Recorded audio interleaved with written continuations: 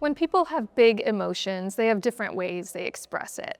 Sometimes when we're in a bad mood, we might show all those feelings to other people using both verbal and nonverbal cues, like our eye contact and our posture, our tone of voice, and the words that we say.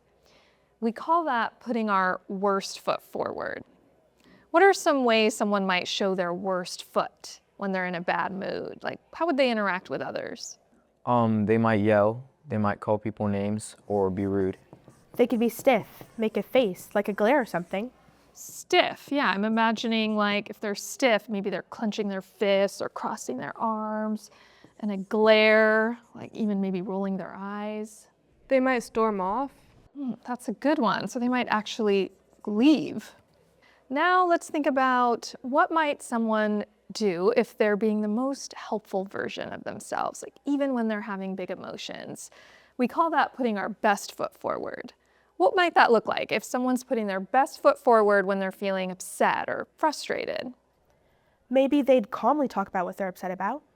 Okay, so like a calm, soft tone. What else? They might try and stay calm and take a deep breath, or have like a plain facial expression and not glare. Okay, so I'm hearing a coping strategy of taking deep breaths and having a plain or like a neutral face instead of a glare. All right, now what about our body? What would someone's body look like if they are feeling angry but trying to present in a way that's helpful? They could be standing up straight, not crossing their arms, looking at you instead of rolling their eyes. Okay, so like an open posture, standing straight, arms down, and then looking at you, having eye contact. Okay, wow, this is a great list. Okay, now we're gonna practice what it feels like to express emotions using our best foot forward and our worst foot forward. So I'm gonna have you pair up and we're gonna practice the worst foot forward first. So we'll have you ask some questions and then the other person is gonna respond using the verbal and nonverbal cues we came up with, trying to show your anger, putting your worst foot forward. Okay, come on up. All right, so you're gonna ask these questions and listen to the responses. And you're gonna say these statements, putting your worst foot forward. Okay, now remember, we're still following school rules. Don't get carried away or anything, but you can use the verbal and nonverbal cues. Okay, I'm ready. Okay. Tell me what's bothering you today. This homework assignment doesn't make any sense, and I don't know how to do it. It's a total waste of time. Okay. What can I do to help? I don't have any ideas of how you can help me. Okay, that was great. Now I want us to reflect on how that felt for each of you. How about you? How did it feel like to act on your anger in that way?